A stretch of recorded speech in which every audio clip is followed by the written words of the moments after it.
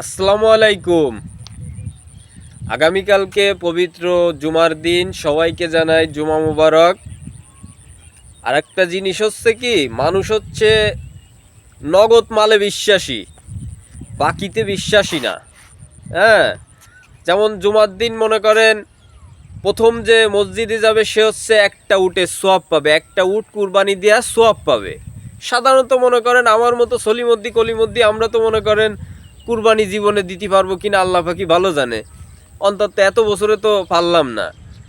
কিন্তু আমরা আসলে গরিবের জন্য আল্লাহ কিন্তু অনেক সুযোগ সুবিধা দিছে।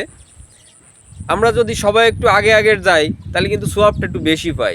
যে পরে যায়, যে সেকেন্ড হয়, সে কিন্তু একটা গরু কুরবানি দেওয়া সোয়াব পায়। এটা আমরা সবাই সব মুসলমানরাই জানি। কিন্তু আমরা যাই হচ্ছে মনে করেন যেই সময় নামাজ শুরু হয়ে যায় সেই সময়। হ্যাঁ, কিন্তু দয়া করে ভাই, আমি কিন্তু উপদেশ দিই নেই, উপদেশ মনে করবেন না। আসলে আমরা সবাই জানি, বিশ্বাস করি, আবার মনে করেন অনেক সময় ভুল হয়ে যায় যে নফসের দুকায় পড়ে যে আমরা জাতি পারি না আগে। তবে ইনশাল্লাহ সবাই আগামীকালকে জুমার দিন একটু সকালে সকালে যাব। হ্যাঁ, কারণ মনে করেন নেকি তো আর দেখা যায় না।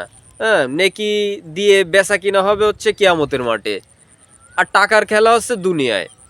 দুনিয়াতে মনে করেন আমরা যে সময় চলে যাব, টাকার খেলা কিন্তু এই পর্যন্তই শেষ।